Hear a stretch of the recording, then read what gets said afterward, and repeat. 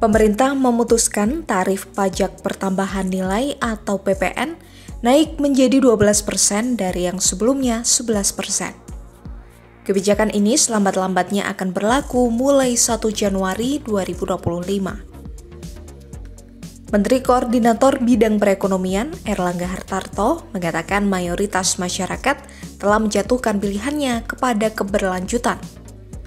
Oleh karena itu, kebijakan Presiden Jokowi akan terus dilaksanakan oleh pemerintahan berikutnya. Masyarakat Indonesia sudah menjatuhkan pilihan, bahwa pilihannya adalah keberlanjutan.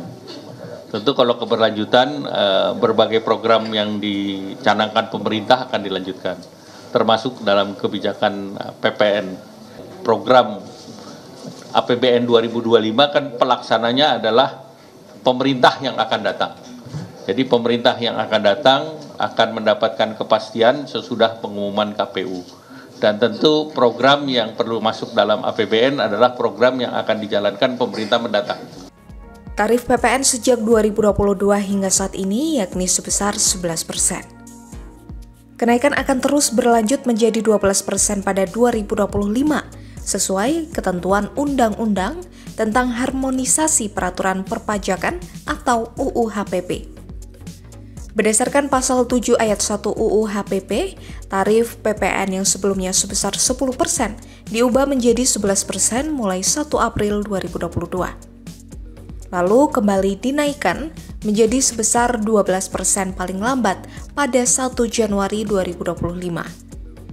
Menurut pasal 7 ayat 3 UU PPN, pemerintah memiliki kewenangan untuk mengubah tarif PPN menjadi paling rendah 5% dan maksimal 15%. Kebijakan ini bisa dilakukan melalui penerbitan peraturan pemerintah setelah dilakukan pembahasan dengan DPR. PPN sendiri adalah pajak yang dikenakan pada setiap transaksi jual beli barang atau jasa.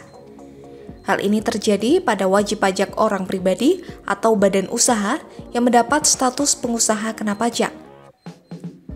Menurut Undang-Undang Nomor 42 Tahun 2009, PPN dikenakan dalam transaksi barang atau jasa kena pajak di dalam daerah kepabeanan yang dilakukan pengusaha kena pajak.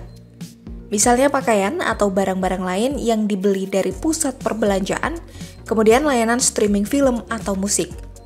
PPN juga dikenakan pada impor serta ekspor barang berwujud atau tidak berwujud dan jasa. Sementara barang yang tidak kena PPN adalah bahan kebutuhan pokok seperti beras, telur, susu, dan daging. Kemudian jasa layanan kesehatan, pendidikan, dan angkutan umum.